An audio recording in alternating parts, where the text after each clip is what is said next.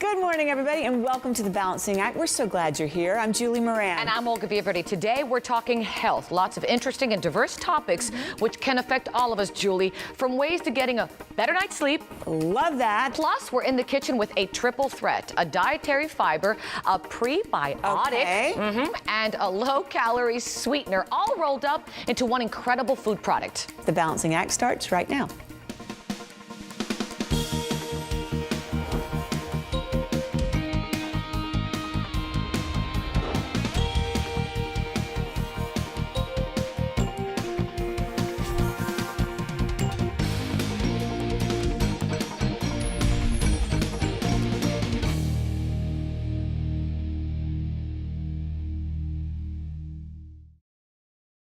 Dr. Heath Durrance is back by popular demand with today's sleep tip of the day. Thanks, Olga. Like it or not, we are creatures of habit, including when we sleep. With that in mind, today's tip is stick to a sleep routine. I recommend you find a relaxing activity that you can do about an hour before bedtime every night to help you wind down. Something like reading, for example. But remember, when you do this relaxing pre-bed activity, make sure it's something you can do without having to use bright lights. Another habit I recommend is avoid electronics like laptops and tablets before bed. In fact, you should remove electronics from your bedroom completely because, as we learned in our last tip, your bed should only be used for sex and for sleeping, not working. Finally, if you stick to the same basic bedtime every night, including weekends, this will really help your body clock to stay regulated and your sleep will be more satisfying. Great stuff, Doctor. Thank you so much. And for more information on a healthier night's sleep, log on to agooddayStartsAtNight.com. In the meantime, sweet dreams.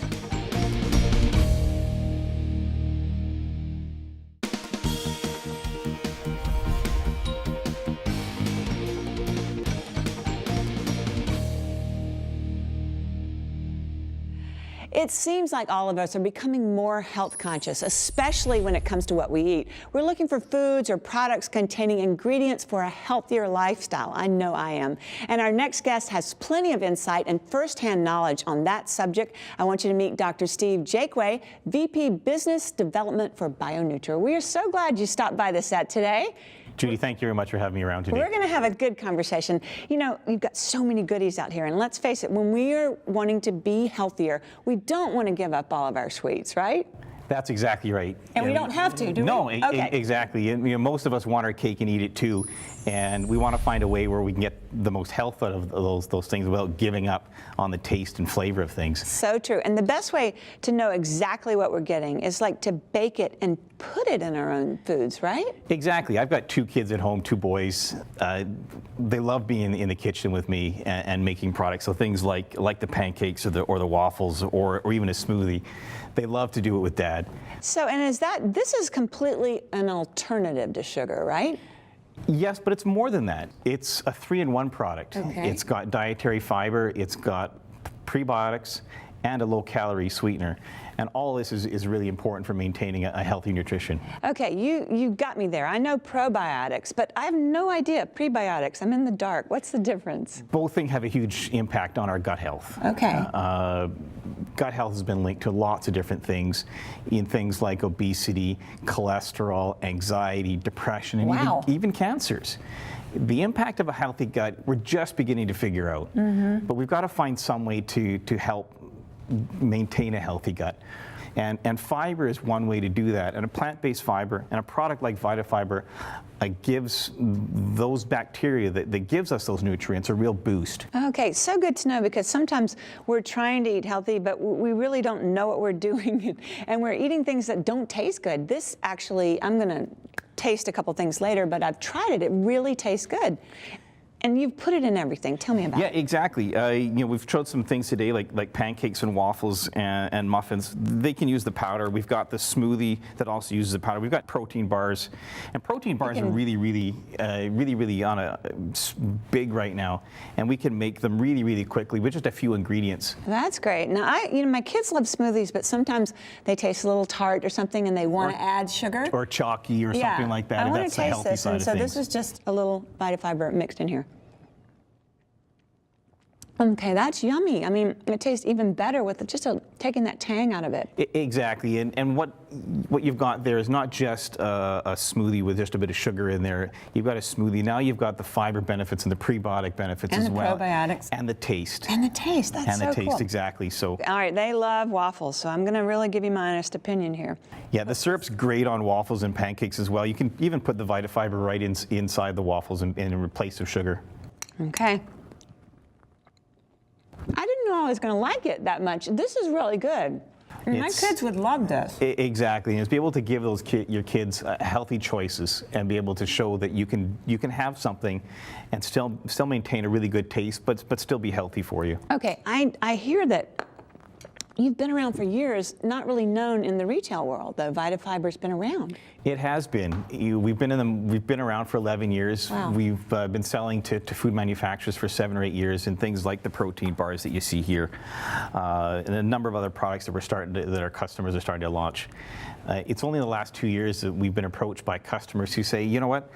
I eat these products all the time, but I don't know where to get it. Okay. How do I do it? How do we get How do we do it? Exactly. You can get VitaFiber on our website at vitafiber.com. Great. I'm so glad you stopped by. You've given me some choices today. I love choices. Absolutely. It's been fabulous. Thank you so much. Thank you. And for more information on VitaFiber and its benefits, visit our website, thebalancingact.com. You can also follow us on Facebook and Twitter. See you later.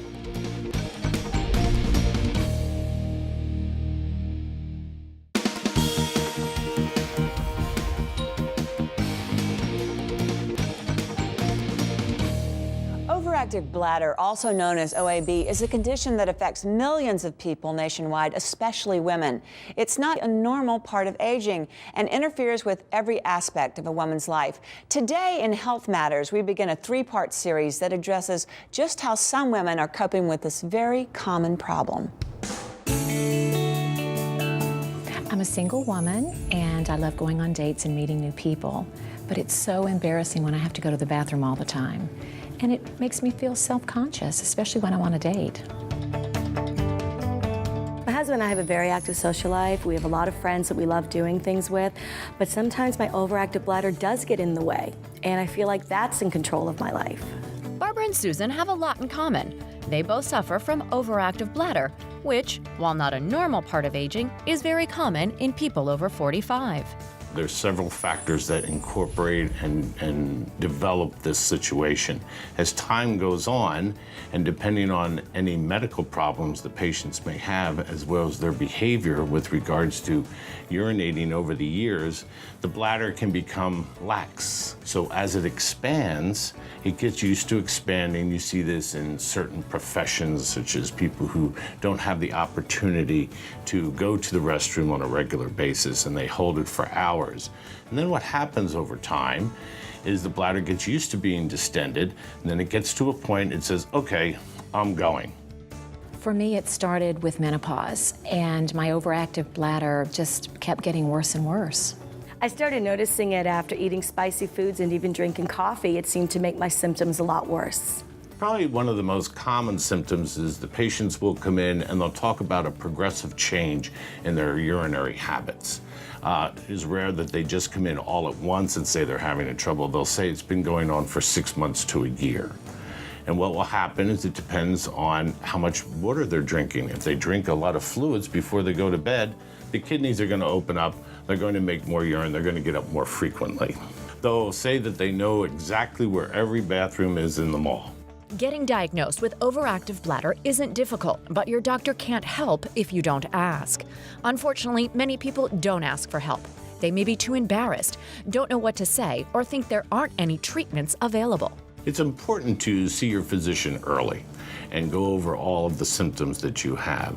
The symptomatology will actually guide him into what direction his diagnostic steps will take. Once you're diagnosed, there are plenty of ways to treat and have a full and active social life. Overactive bladder doesn't have to slow you down. Both Susan and Barbara found their own solutions with the help of their doctor. Well, my doctor recommended medication, and I feel like a new woman. After speaking with my doctor, I've learned to avoid the foods that made my overactive bladder symptoms worse. So far, it seems to be working.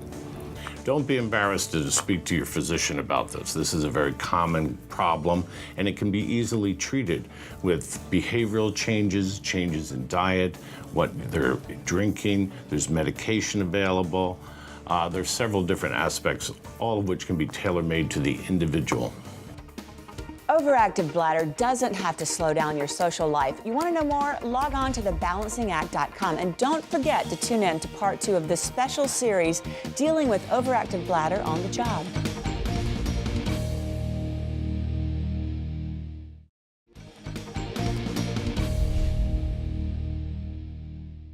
If you've had to watch a friend or a loved one go through the stages of Alzheimer's, you know its devastating effects on both the patient and those who love them. Thankfully, there's some good news when it comes to Alzheimer's prevention, and Dr. Chad Larson, who specializes in autoimmune and environmental disease testing and prevention, is back to tell us all about it. Welcome back. Thanks for having me. No, thanks for being here. You know, really important topic, Alzheimer's disease. Have experts really found out what is the precursor to it?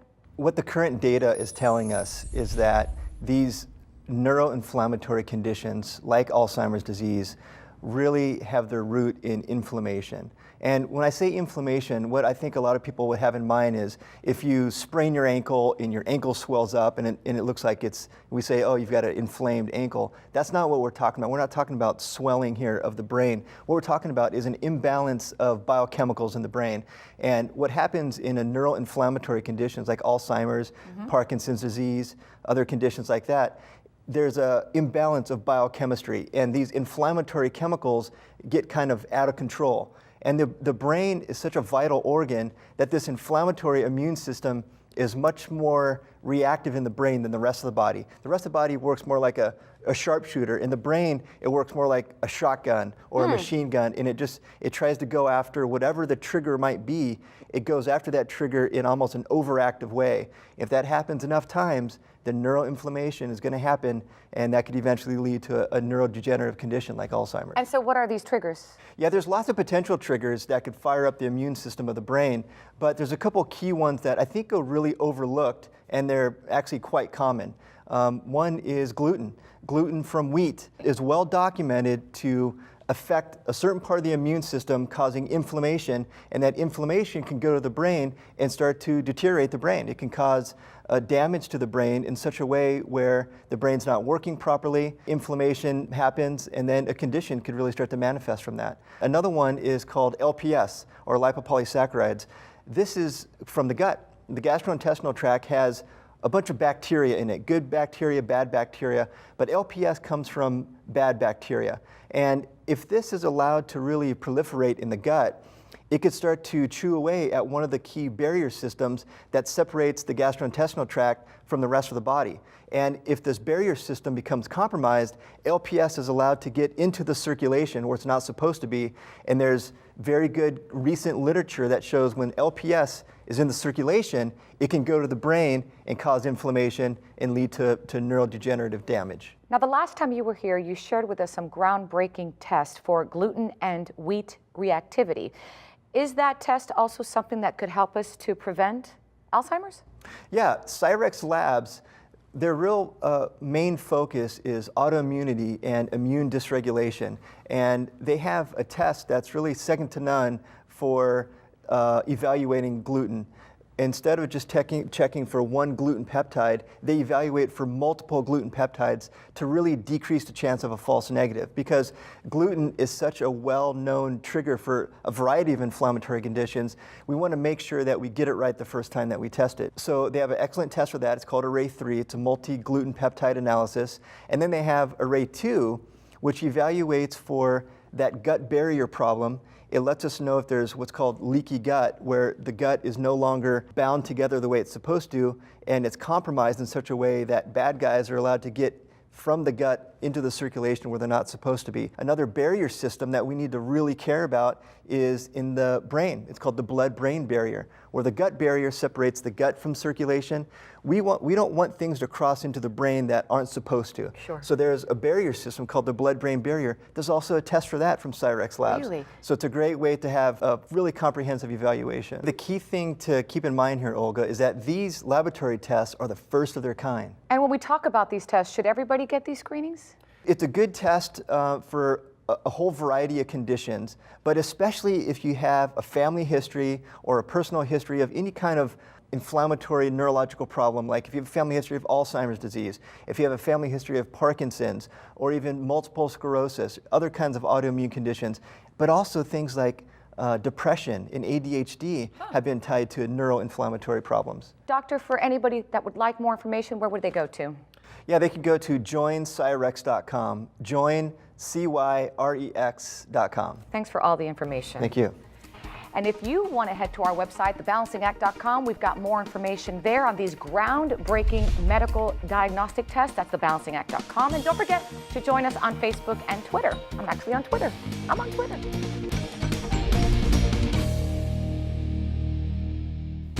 Such great information on today's show, and you need to know more, head to thebalancingact.com. We're also on Twitter. Why not send me a tweet or check out our Facebook page, post something. We'd love to hear from you. And until next time, remember everybody, find your balance. So long.